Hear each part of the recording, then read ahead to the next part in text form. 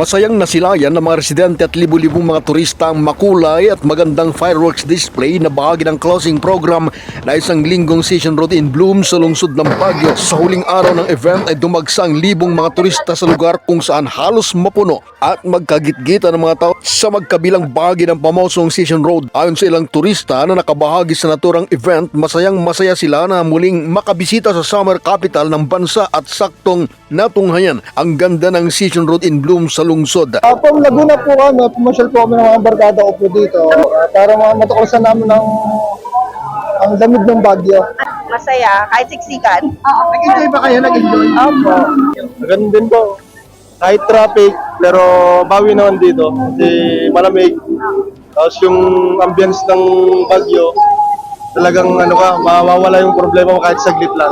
Nakaka-overwhelm at first kasi ang daming tao. Kasi dito ako nag-aaral sa UWI. So, nung nakita ko yung pinaka-last na fireworks, nagaganda ako super. Kasi I'm not a fan of fireworks kasi takot ako. Samantala, nagpahayag naman ng pasasalamat ang mga miyembro ng MSME at stakeholders na nakabahagi sa naturang Session Road in Bloom matapos tangkilikin at suportahan ng publiko ang kanilang mga produkto. Matatandaan ang Session Road in Bloom ay nailunsad sa paipagtulungan ng LGU, DTI at tourism sector para ibida at ipakilala ang iba't ibang produktong ipinagmamalaki ng rehiyon na hinangan at tinangkilik naman ng publiko.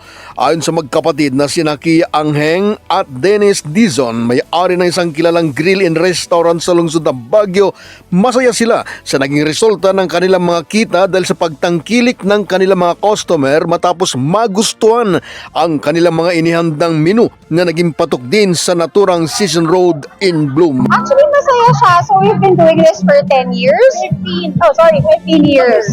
Yeah, 15 years na. And then, masaya siya kasi we get to see yung mga kapwa Baguio people na hindi naman namin usually nakikita. So, because of this, nakabuo kami ng parang restaurant talaga.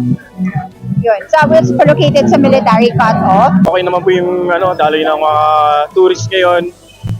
Yung mga sales naman, okay naman. Tapos yung mga paborito nila like sisig, salpikaw, mga bestseller namin na binabenta dito. Pinasalamatan naman ng LGU at residente ang maagap na pagtupad sa gampanin ng mga miyembro ng Baguio City Police Office o BCPO kung saan ay napanatiling maayos, mapayapa at organisado ang aktibidad sa naturang syudad. Mula sa Baguio City, kasama si Grace Espino, Fred Rulluda, para sa mata ng Agila Northern Luzon. Matatag, matapang, matapat.